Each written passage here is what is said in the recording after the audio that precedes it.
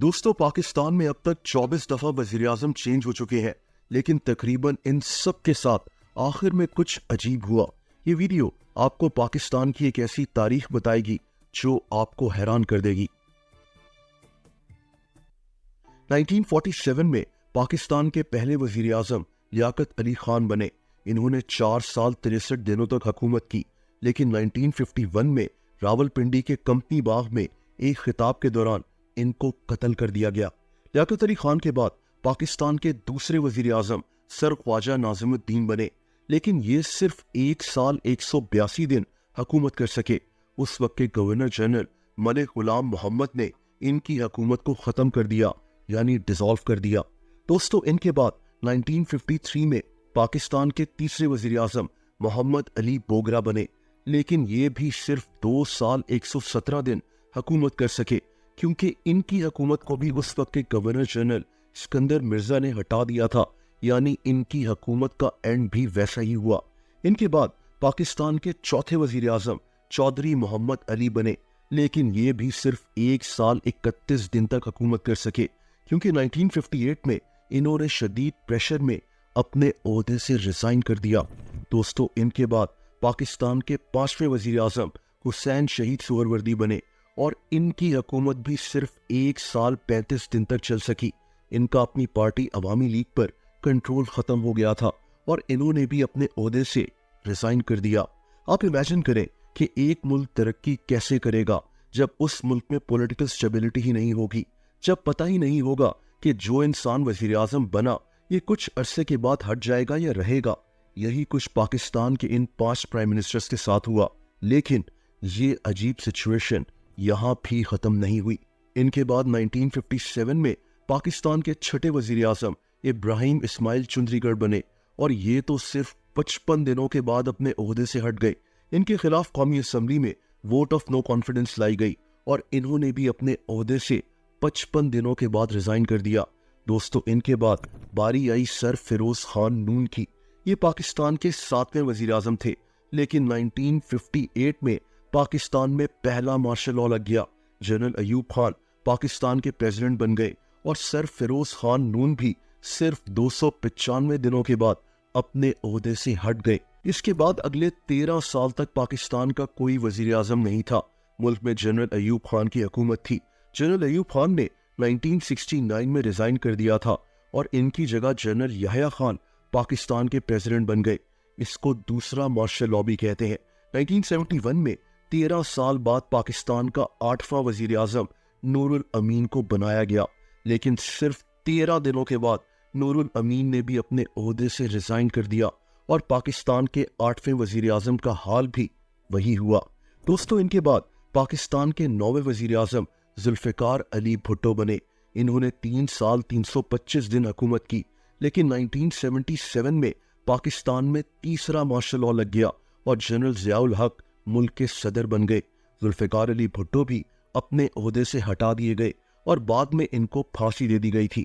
अब तक पाकिस्तान के तमाम वजीर-ए-आज़म या तो हटाए गए या इन्होंने रिजाइन कर दिया या फिर कत्ल हुए, लेकिन ये कहानी यहाँ खत्म नहीं हुई।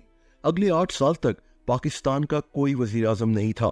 मुल्क में जनरल ज़ियाउल हक की हुकूमत थी, लेकिन 1985 में मोहम्मद खान जुनेजो पाकिस्तान के 10वें वजीर-ए-आज़म बने।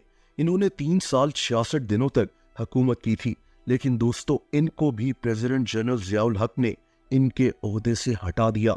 इनके बाद पाकिस्तान की 11वीं वजीर-ए-आज़म बेनज़ीर भुट्टो बनी और इनकी हुकूमत का एंड भी वैसा ही हुआ जो पहले सबका हुआ था।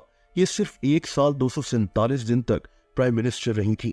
इनकी हुकूमत को 1988 में उस वक्त के प्रेसिडेंट गुलाम इसाक खान ने खत्म कर दिया था। दोस्तों, इनके बाद बारी आई नवाज शरीफ की, पाकिस्तान के 12वें वजीर-ए-आज़म। इन्होंने तकरीबन 3 साल हुकूमत की। 1993 में प्रेसिडेंट गुलाम इसाक खान ने इनकी हुकूमत को भी डिसॉल्व कर दिया। सुप्रीम कोर्ट ने इनकी हुकूमत को बहाल तो कर दिया था, लेकिन मुल्क में क्राइसिस पैदा हो गए थे और नवाज शरीफ को रिजाइन करना पड़ा। इनके बाद पाकिस्तान की 13वीं वजीर-ए-आज़म फिर से बेनज़ीर भुट्टो बन गई, लेकिन 3 साल हुकूमत करने के बाद इनकी हुकूमत को भी उस वक्त के प्रेसिडेंट फारूक लगारी ने हटा दिया था और पाकिस्तान की 13वीं वजीर-ए-आज़म का एंड भी वैसा ही हुआ जो पिछले तमाम प्राइम मिनिस्टर्स का होता आया था। दोस्तों, इसके बाद नवाज शरीफ फिर से पाकिस्तान के 14वें वजीर आजम बन गए, लेकिन 1999 में पाकिस्तान में चौथा मार्शल लॉ लग गया। जनरल परवेज मुशर्रफ हुकूमत में आ गए। नवाज शरीफ की हुकूमत भी खत्म हो गई और ये मुल्क से बाहर चले गए। इनके बाद 2002 में पाकिस्तान के 15वें वजीर आजम मीर जफरुल्लाह खान जमाली बने, लेकिन 1 साल 216 दिनों के बाद इन्होंने भी अपने ओहदे से रिजाइन कर दिया।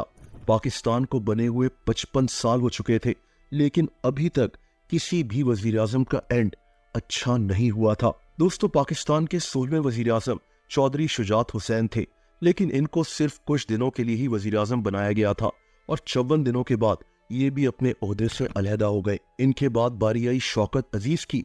ये पाकिस्तान के ऐसे पहले वजीर आजम थे जो आराम से अपने ओहदे से अलहदा हुए थे, क्योंकि मुल्क में इलेक्शंस का ऐलान हो गया था। जिसके बाद पाकिस्तान के 18वें वजीर आजम यूसुफ रजा गिलानी बने और इनके साथ भी वही हुआ। 4 साल 86 दिनों के बाद इनको सुप्रीम कोर्ट ने डिस्क्वालीफाई कर दिया था, क्योंकि इन्होंने सुप्रीम कोर्ट का एक हुक्म मानने से इनकार किया था।